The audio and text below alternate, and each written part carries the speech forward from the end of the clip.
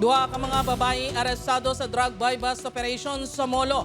Isa sa mga nadakpan job hires ang Iloilo City Government. Si Julius Bilacaol nakatuto. Arestado ang duha ka babayi sa drug buy-bust operation sang kapulisan sa East Baluarte, Molo kahapon.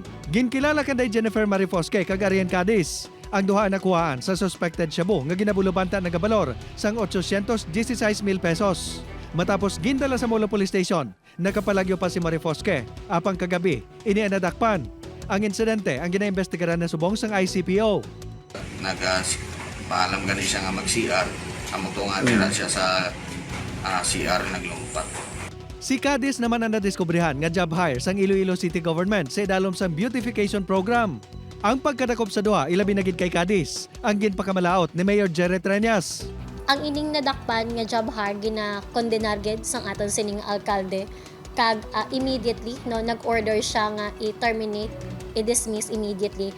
Sa September subong nga tuig, matapos may nadakpan man sa isa ka drug buy-bust operation nga job hire sa city government, nagpagawa sang memorandum order ang alkalde nga nagamando sang random drug test sa mga job hire para mapasiguro nga hilway sa illegal nga droga ang City Hall. Kag sa sining pinakaulihing hitabo, ginmando naman sang alkalde ang mas masangkad nga pagpatuman sang order. Magapatigayon kita sang random drug testing sa mga job hires naton kag sa even sa mga City Hall employees naton nga mga regular. Ginpahayag man ni Fantilaga nga humalin sang ginpagawa ang order sang alkalde. Regular nga nagapatigayon sang random drug test sa City Hall. Apang confidential naman kuno ang resulta sa mga ini. Upod kay Hans Desierto, Julius Bilacaol. 1. Western Visayas.